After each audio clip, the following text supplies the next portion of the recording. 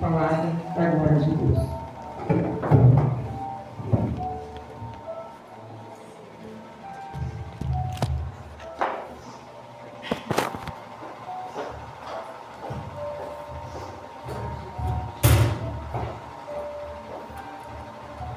Glória a Deus.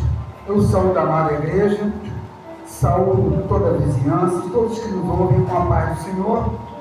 Gostaria que os irmãos entrassem comigo em oração para que pudéssemos dar sequência à palavra do Senhor.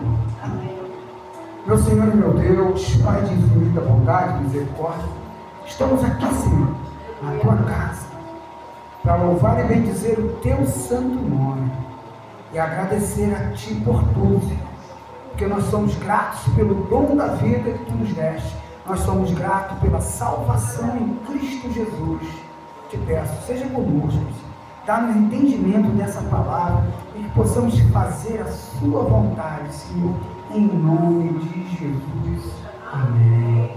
Glória a Deus. Amados irmãos, gostaria que abríssemos nossas Bíblias no Evangelho de Lucas, no capítulo 22.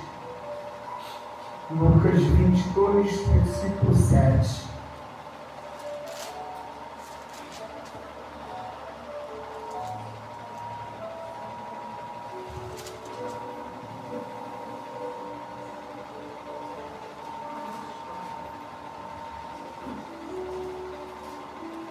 Amém? Glória a Deus. Diz assim a sagrada palavra de Deus. E chegou, porém, o dia dos pães sem fermento, em que importava sacrificar a Páscoa. E mandou a Pedro e a João, dizendo: Ide, preparai-nos a Páscoa, para que a comamos. E eles lhe disseram: Onde queres que a preparemos? E ele lhes disse: Eis que quando entrardes na cidade, encontrareis um homem levando um cântaro de água. Segui-o até a casa em que ele entrar. E direi ao pai de família da casa: O mestre te diz: Onde está o aposento em que hei de comer a Páscoa com meus discípulos? Então ele vos mostrará um grande cenáculo mobiliado, e fazei preparativos. E indo eles, acharam como lhes havia sido dito. Assim prepararam a Páscoa. E chegada a hora, pôs-se à mesa, e com ele os 12 apóstolos. E disse-lhes: Desejei muito comer convosco esta Páscoa, antes que padeça. Porque eu vos digo que não a comerei mais até que ela se cumpra no reino de Deus. Então, tomando o cálice e havendo dado graças, disse: Tomai-o e reparti-o entre vós, porque vos digo que já não beberei do fruto da vide até que venha o reino de Deus.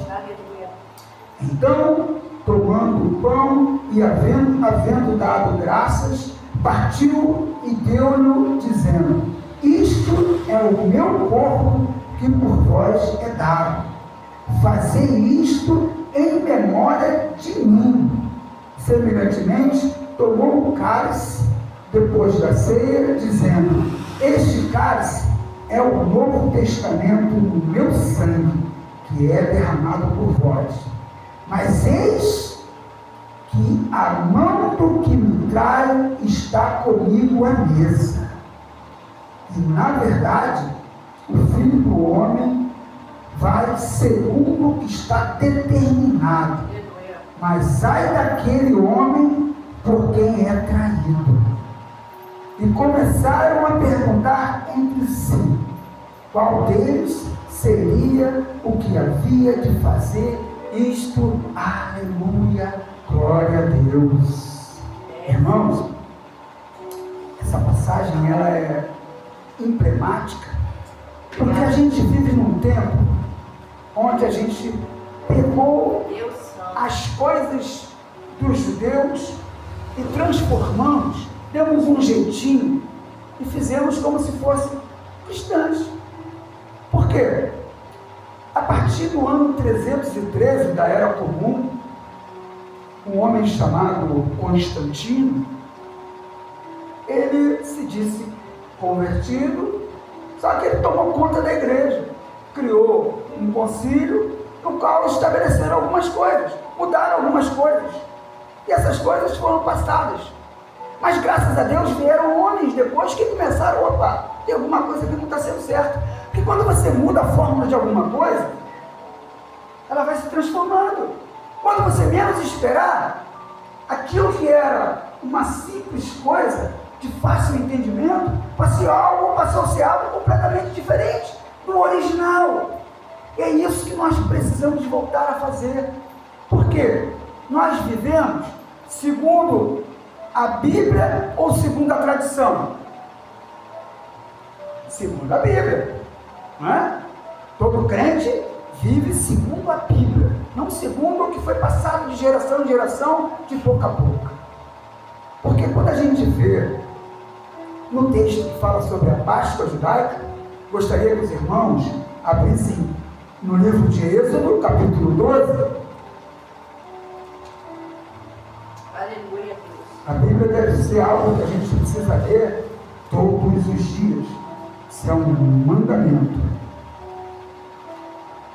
Aí a gente vê aqui no capítulo 12, foi estabelecido a Páscoa, né, que é o Pesach, que é a passagem, né, da escravidão no Egito para a terra prometida. Que sabemos que foi toda aquela trabalheira, aquela dificuldade, mas também durante o período da anunciação, até que viesse, foram 9 pragas que não dava certo, até que veio o quê? A que o Senhor esperava, para que ele pudesse instituir isso. Ele instituiu, e foi feito assim. Eu gostaria que os irmãos lessem aqui, ó, só no capítulo, versículo 14, que diz assim, ó: e este dia vos será por memória e celebrá-lo-eis por festa ao Senhor nas vossas gerações, e celebrareis por estatuto perpétuo. Ou seja, o Senhor instituiu aqui Páscoa, né, onde foram sacrificados cordeiros.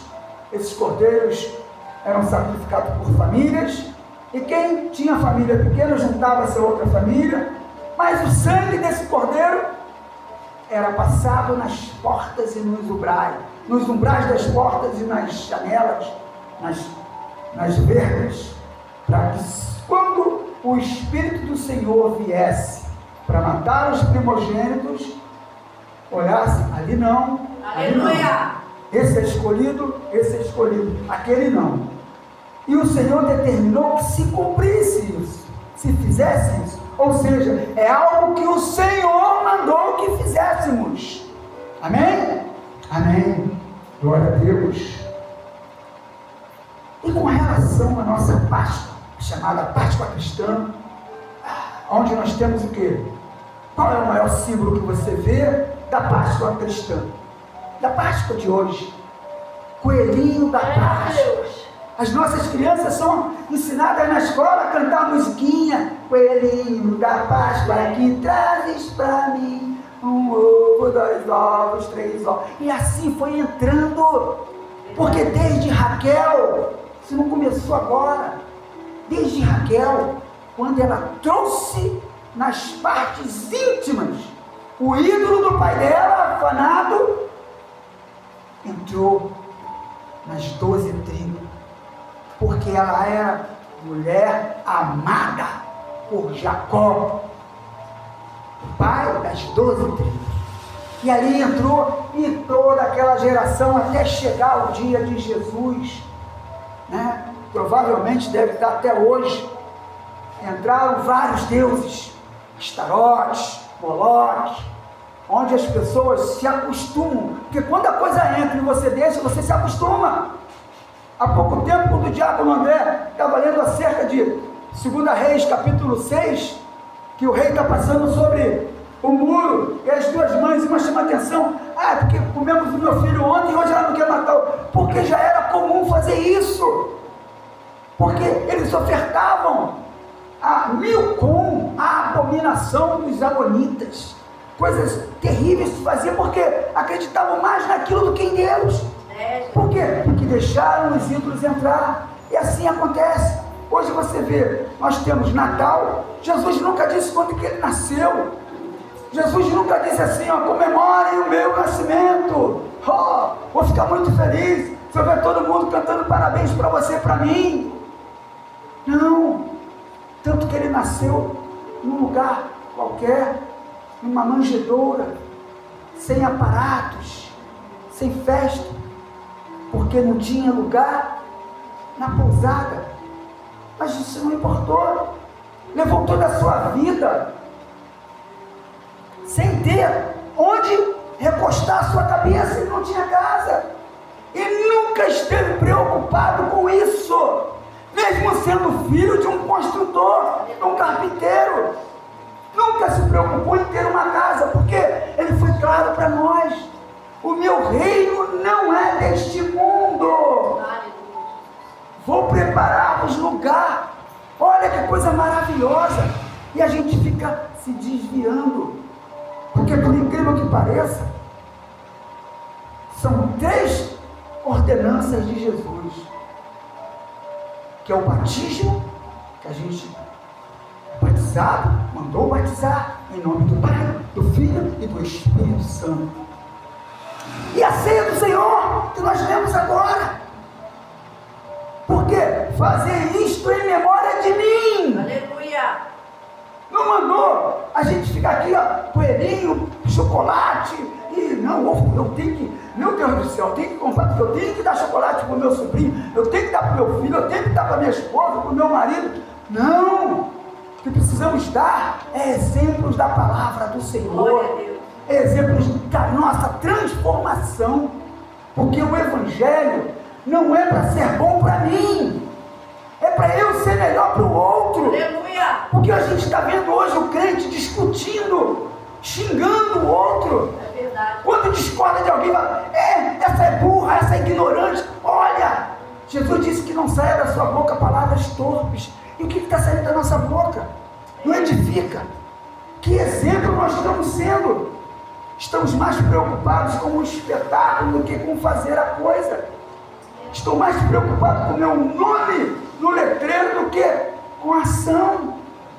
Não importa se ninguém te agradeceu, porque você não precisa fazer para os outros saberem que você está fazendo.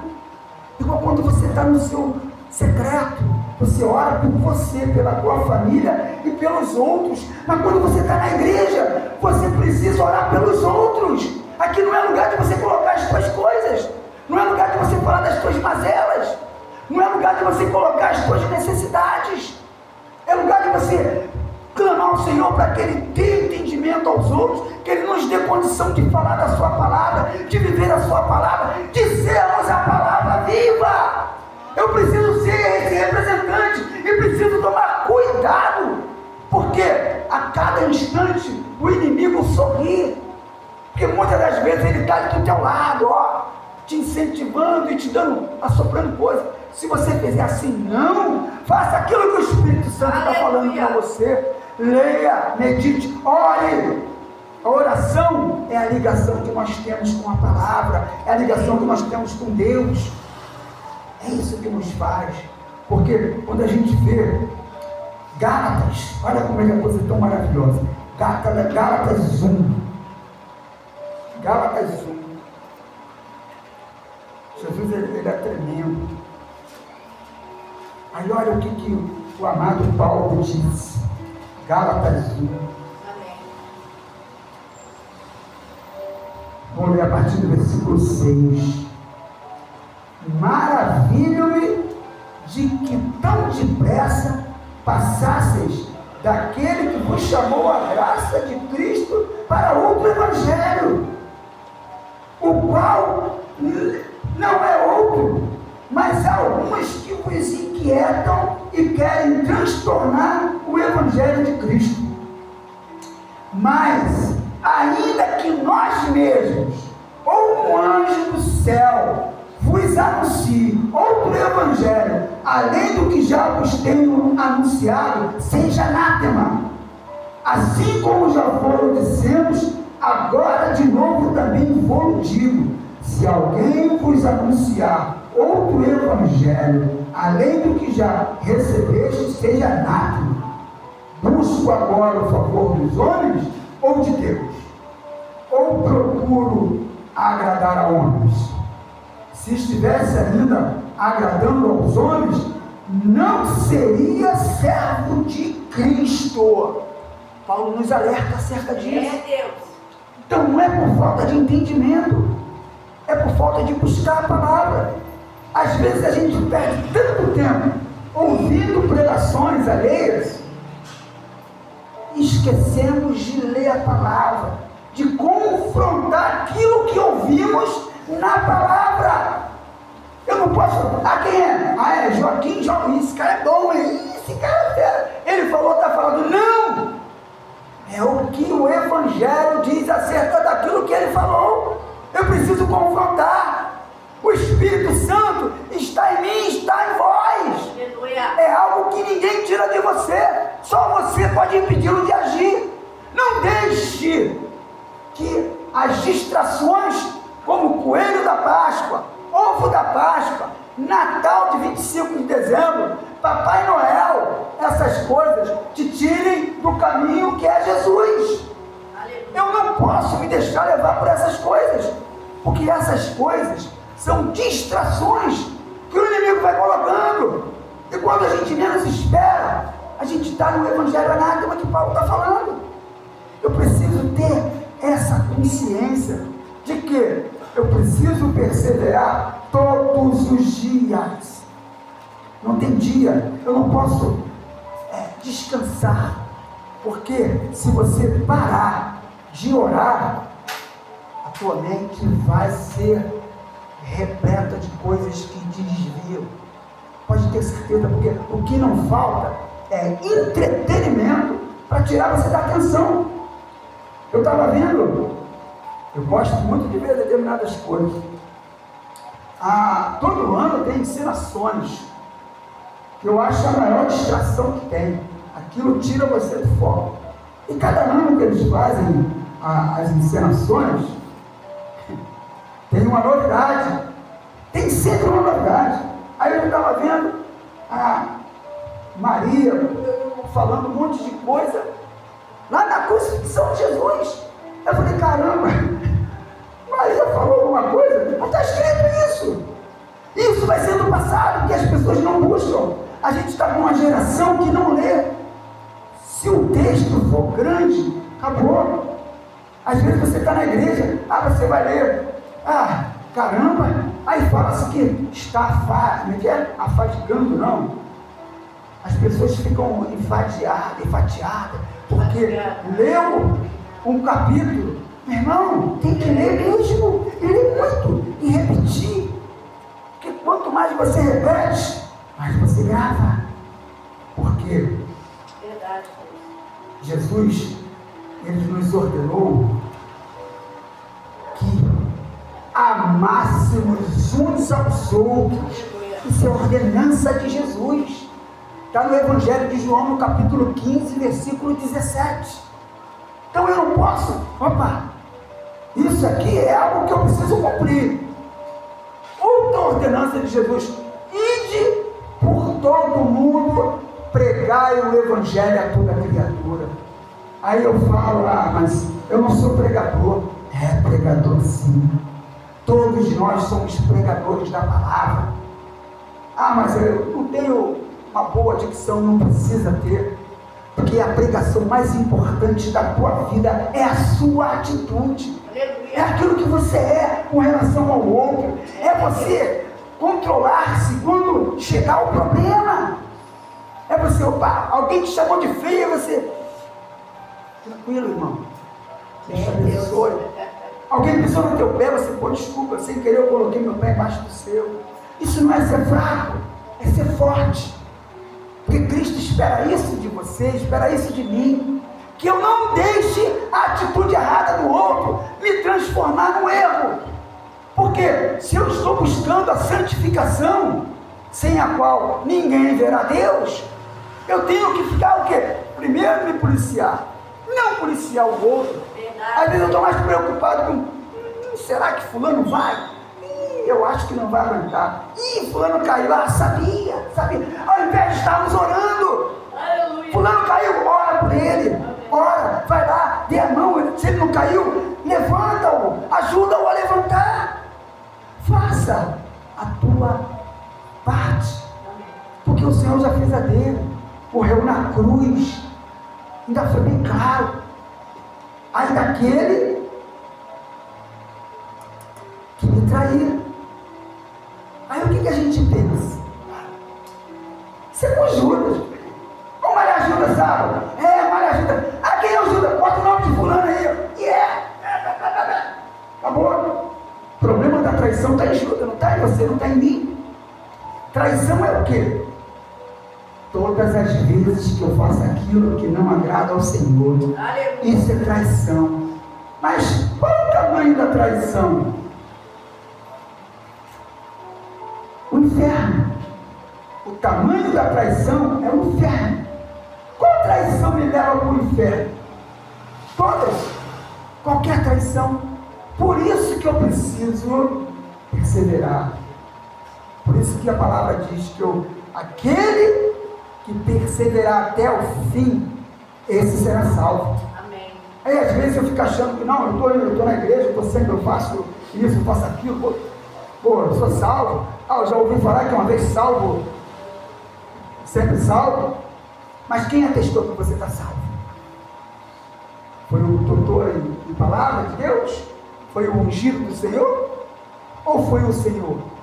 E ele só vai te atestar isso naquele dia. Naquele dia que nós vamos estar diante do Senhor, crendo ou não nele, todo o corpo, toda a alma estará diante do Senhor para poder confessar o que nós fizemos com o corpo. Aqui, ó. 2 Coríntios capítulo 5. Todo corpo estará diante do Senhor para responder pelo que você fez. Então, precisamos fazer a vontade do Senhor. Porque às vezes eu fico achando que não, os caras que estão lá fora estão perdidos, vai todo mundo para o inferno. Se continuar, vão. Mas pior de mim que não fiz a sua vontade.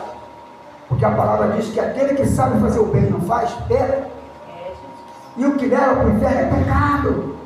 Então eu preciso acreditar nisso. Porque imagina o quão maravilhoso não foi nessa ceia. Foi maravilhoso. Porque está todo mundo ali com Jesus.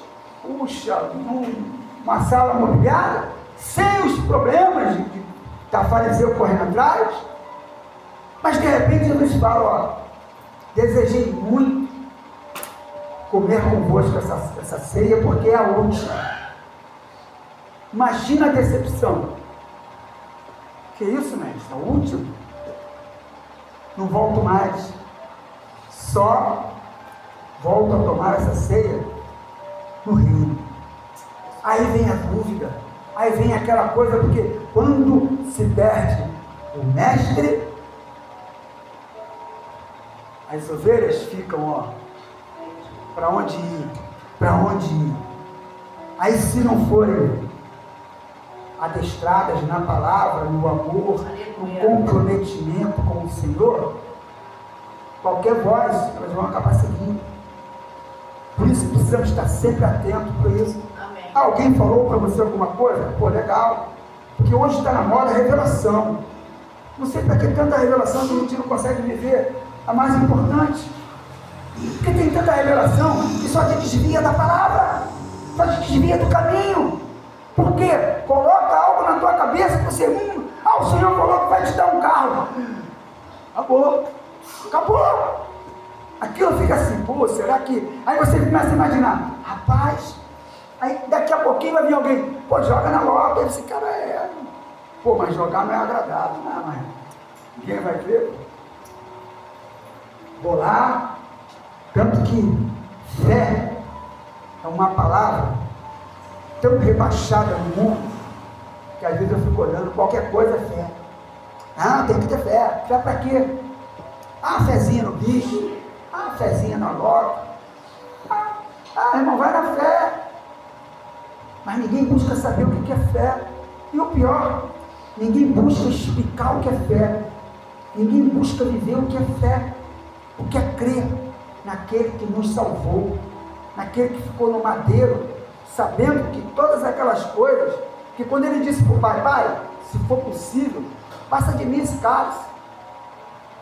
Por quê? Porque ele já sabia para quem que ele estava morrendo, para gente igual a gente, sabe? Gente ingrata, mas por amor, um amor que nós não temos noção, nem palavras para dizer. Ele falou, não, seja feita a tua vontade. Aleluia. Foi feito, está sendo feito. Às vezes a gente fica assim, poxa, é tanta tribulação. Rapaz, é muita tribulação, e cada vez mais vai ser espremido, você fica assim, ó, mas o Senhor sempre te dá uma saída. Amém. Ele sempre vai trazer alguma coisa para te ajudar. Amém. Por quê? Porque Ele é fiel. Ele não te prometeu riquezas, não, Ele te prometeu a vida eterna. Aleluia. E às vezes a gente fica preocupado com essa vida eterna. Por quê? Ah, eu acho que está demorando, porque as coisas mínimas, simples que eu peço não vêm. Será que a vida eterna vai vir? Aí ficamos nisso, sabe? A gente fica nessa dúvida da cruz, porque quando Jesus disse, aquele que quiser vir após mim, renuncie a si mesmo, tome a sua cruz e venha. Às vezes a gente fica assim, pô, o que é renunciar a si mesmo? É só oração, uma reflexão em Jesus, um jejum, vai nos dar o real entendimento do que é isso. Aleluia. Não é o outro que vai falar, é isso, é aquilo, não, é você. É lembro, reflexão na palavra, é oração, é jejum. Amém. Deus. Senhor, faça isso segundo a tua vontade, porque uma coisa é certa, a tempestade, ela vai vir toda hora, porque a gente está no oceano, a gente está dentro do barco, mas graças a Deus, dentro desse barco tem Jesus. Amém.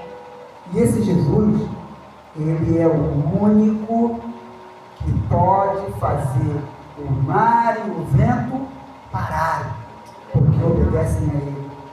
E nós, por que não obedecemos? Somos tão tempestuosos assim? Que tempestade eu tenho dentro de mim que não deixa esse Cristo amansar? Possamos ter isso no nosso coração, sabe?